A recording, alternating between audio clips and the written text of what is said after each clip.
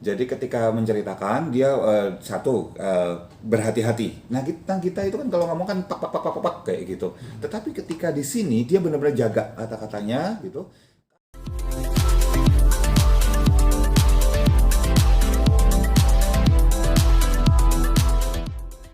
Jangan lupa ya di-subscribe dan nyalakan lonceng notifikasinya. Kira-kira apa sih yang Mas baca dari curhatannya video Opa Gideon ini? Oke. Oke, jadi kalau kita lihat bahwa tarikan garisnya si Opa gitu ya, si bapaknya Nagita, itu memang benar-benar ada tarikan, memang marah beneran ini orang. Memang bibirnya itu memang ketika agak menipis, menegang lah, mengencang di sini, kemudian ada tarikan di sini kelihatan di atas kepalanya sini, dan itu memang ekspresi marah. Dan kalau kita bicara kenapa dia marah, seperti yang dia jelaskan bahwa dia merasa keluarga yang menelantarkan dia, udah lagi nggak peduli sama dia dan sebagainya.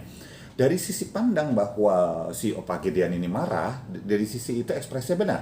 Nah, menariknya adalah kalau kita klarifikasi, kita gabungkan dengan beberapa informasi yang diperoleh dari kemudian rilisnya yang dilakukan oleh Nagita, kemudian juga ada kata-kata yang dimasukkan oleh Raffi, kemudian ada ibunya Nagita juga.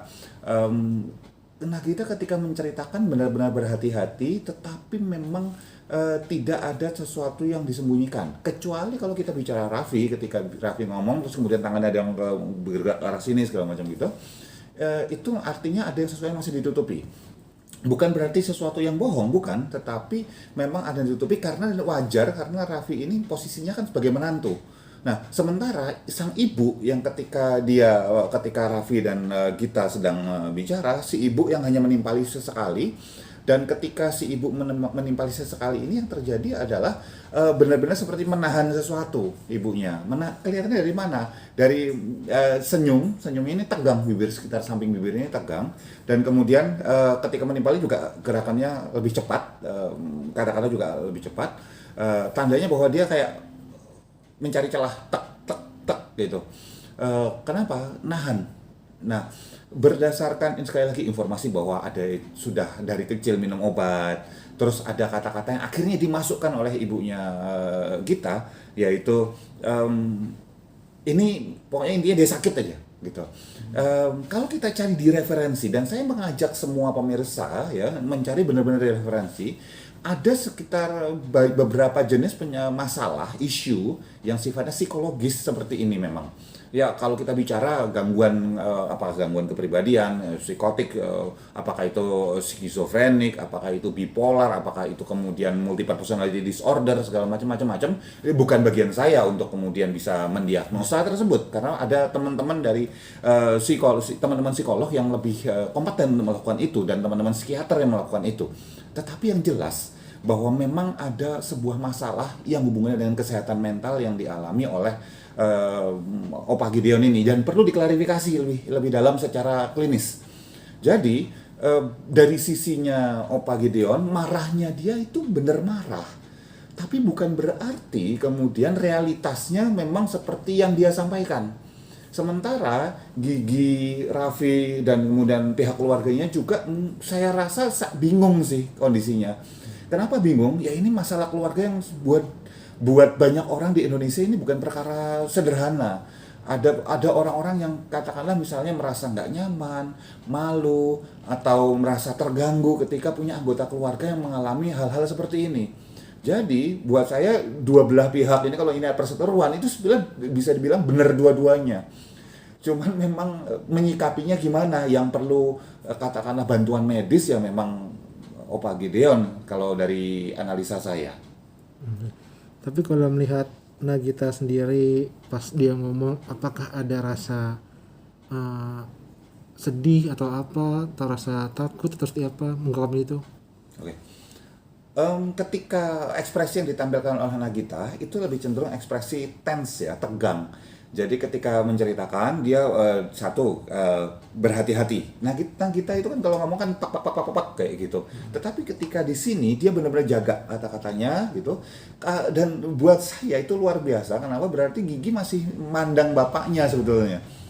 apapun yang terjadi, semarah apapun gigi, sesebel apapun istilahnya, kita rasanya misalnya masih sebagai anak masih memperhatikan gitu, masih ngasih ke pengobatan, masih ada yang jagain dan sebagainya. Tetap sebel sih ketika dituduh yang tidak-tidak. Tetapi saat itu saya merasa bahwa Gigi itu paham kondisi bapaknya memang butuh sebuah treatment secara medis. Dan kalau memang obat nggak diminum, cara kerja obatnya sekali lagi cari di referensi banyak kok, gitu. Cari di Google, tanya sama dokter, psikiater atau psikolog gitu. Eh, itu akan membuat kondisinya semakin parah dan efeknya apa? Bisa ngomong macam-macam. Dan dengan era informasi seperti sekarang ini, era digital seperti sekarang ini, dengan mudah orang bisa kemudian langsung memviralkan. Dan itu membuat Gigi pasti tegang. Lebih cenderung kalau buat saya itu takut, bukan sedih, tapi khawatir gitu.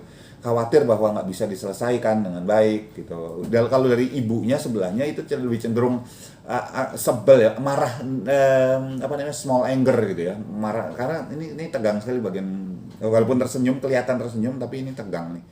Ya mungkin setelah sekian tahun melalui bertahun-tahun masalah segala macam, sebagai pasangan juga mungkin lama-lama nggak tahan juga misalnya. Mas, tapi dari tadi kan apa, dari video Opa itu Mas bilang ada kemarahan yang benar. Tapi dari kata-katanya ada bisa dibilang kejujuran gitu nggak sih? Kalau kita bicara orang yang sedang mengalami gangguan, kalau apakah itu gangguan kepribadian, gangguan psikologis atau semacamnya, kata-katanya itu walaupun kalau kita bilang dia jujur, tapi apakah berdasarkan fakta? Karena persepsinya dia itu udah beda banget. Persepsi gini, kalau kita bicara orang-orang yang sedang mengalami gangguan disorder ya, apakah itu psikotik, neurotik, segala macam, apapun itu, sekali lagi butuh dikonfirmasi dan diklarifikasi dengan teman-teman dari psikiater dan psikolog.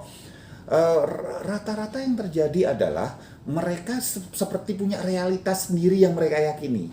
Dan kalau punya realitas sendiri yang mereka yakini, itu nggak bisa dihubungkan dengan realitas yang ada sebenarnya. Jadi kayak di kepalanya ada yang bisikin. Ada yang bisikin, kayak dia melihat halusinasi. Kalau istilah halu ya, ini beneran halu gitu. Dia kayak bisa melihat orang berdiri di sini padahal nggak ada orangnya. Dan kita mau bilang dia salah, dia bisa bersumpah, berani bersumpah, dan dia sumpahnya bener bahwa ini ada orang. Tapi orang lain nggak ngelihat. Dan jangan dihubung-hubungkan dengan ini ada hantu, jin, siluman segala macam. Enggak, bukan itu. Karena di sistem di kepalanya, sistem syarafnya segala macam menghadirkan sosok ini gitu loh. Jadi seolah-olah apa yang disampaikan, dia percaya bahwa itu jujur. Dan itu tampil bahwa dia kayak nggak nyimpan sesuatu. Jadi yang terjadi adalah, kalau dibilang jujur. Tapi apakah itu sesuai realitas? Enggak. Oke, tadi Mas Gede bilang itu belum tentu sesuai realitas yang diomongin semua dari Opa itu. Iya. Berarti ini butuh penanganan dari medis, dari psikolog lagi seperti ini ya. Opa Gedeon, kalau kita bisa kasihan sama Opa Gedeon karena kondisinya yang memang butuh sangat bukan cuma butuh, sangat membutuhkan penanganan medis. Jadi para pakar kesehatan mental, psikiater, psikolog ya, psikoterapis. Tetapi masalahnya adalah, bisa dibayangkan nggak kalau kita misalnya itu kasihan, gimana keluarganya yang bertahun-tahun ngadepin kayak gitu. Saya juga kasihan sama Gigi, Raffi, ibunya Gigi. Ya, tetapi kan ini sebuah permasalahan yang sekali lagi ini cuma puncak gunung es, karena sebenarnya di Indonesia banyak sekali kondisi kayak gini. Dan banyak sekali yang masih mistreatment. Artinya mistreatment apa? Ditangani dengan salah, ada yang dipasung, ada yang kemudian malah direndam di air dingin, ada yang dianggap kesurupan, ada yang dianggap bahwa malah bisa ngelihat makhluk gaib. Bukan. Ini ada sebuah masalah dengan struktur, dengan masalah di sel-sel otaknya orang tersebut, yang dimana stres dan depresi berat itu bisa memicu munculnya kondisi tersebut. Ini butuh penanganan medis. Jadi sekaligus supaya pemirsa semua juga paham kalau ada di sekitar kita seperti itu, segera cari bantuan medis. Terakhir Mas, apakah juga faktor karena kesepian itu loh, jangan dikunjungi sama anak gitu? Kalau misalnya kita sebutkan bahwa ini faktornya karena kesepian, berarti kita menganggap bahwa kondisinya baru-baru ini. Tetapi ada dua faktor yang bisa kita bahas di sini nih. Faktor pertama adalah kondisi ini kan bukan baru mulai, sudah disampaikan dari pihak keluarga, dan sekali lagi saya melihat bahwa apa yang disampaikan Gigi itu beneran as it is, beneran keluar gitu ya, jujur. gitu. Ini kondisi sudah lama dari dia kecil itu bisa usia belasan tahun, dia usia SD, SMP gitu ya. Tapi ini jelas sudah lama. Kalau sudah lama, itu berarti bukan karena tidak dikunjungi atau jarang dikunjungi anak-anak ya. Dulu kan pasti masih bareng gitu. Justru bisa jadi dipisah karena supaya tidak membahayakan anak-anak atau keluarga secara fisik maupun mental. Karena memang bisa bahaya loh. Ada beberapa kasus di mana saudara-saudara kita yang mengalami hal kayak gitu malah mencelakakan secara fisik. Apakah itu mukulin, apakah itu sampai melakukan penganiayaan segala macam, bisa karena mereka realitasnya beda dan mereka bukan jahat, mereka realitasnya tuh beda, ngelihatnya bisa jadi ngelihat itu sebagai sebuah hal yang membahayakan justru gitu, maka yang dipukulin nih, yang dipukulin naga gitu misalnya, itu padahal yang dipukulin anaknya sendiri, malah bisa bahaya memang. Nah, kalau misalnya kondisinya dulu ya sudah pasti bukan karena jarang dikunjungi, mereka masih kecil gitu, atau yang kedua karena merasa bahwa memang jarang dikunjungi, misalnya jarang merasa atau jarang atau sering kan masalah ini ya, persepsi. Ada yang dikunjungi seminggu sekali dianggap jarang, ada yang dikunjungin sebulan sekali sudah dianggap sering gitu. Kita nggak bisa menjudge keluarga Gigi karena kita nggak berada di posisi mereka. Yang jelas ketika bapaknya merasa jangan dikunjungi, misalnya seminggu 2 kali atau seminggu sekali dikunjungi itu dianggap kurang, terus dia ngamuk nggak mau minum obat. Nah, begitu dia nggak mau minum obat, mulai sistemnya berhasil lagi, dengar bisikan-bisikan lagi, ngelihat halusinasi lagi, apa gambar-gambar yang sebetulnya nggak ada di sekeliling dia gitu. Efeknya apa? Makin parah. Bisa jadi seperti itu.